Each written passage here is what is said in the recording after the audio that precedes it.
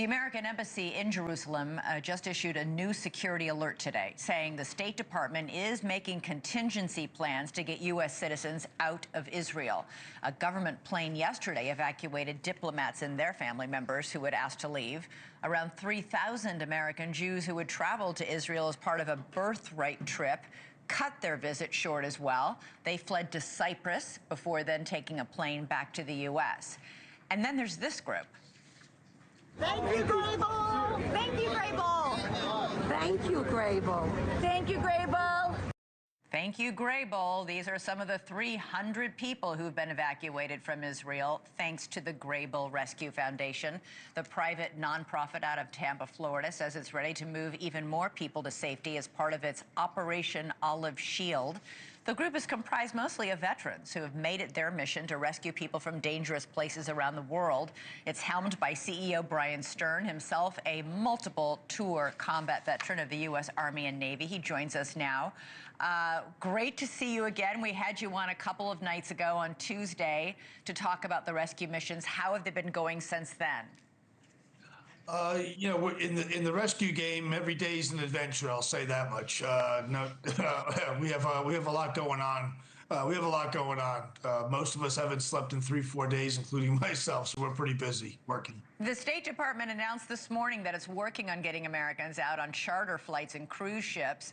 Are you surprised that the State Department isn't doing more to get Americans out? It's been warning there's an extreme risk to be in Israel right now, and other countries are telling their citizens to evacuate now. When these decisions happen within the government, I worked for the government for many, many years in and out of uniform.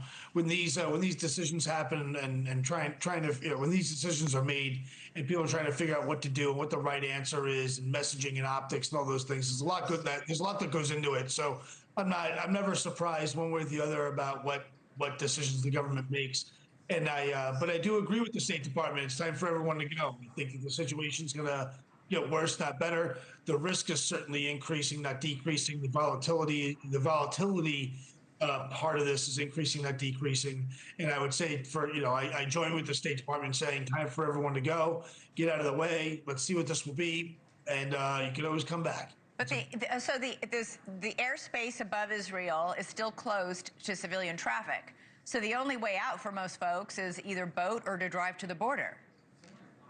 That's right. Until the airspace opens, that's the way it is.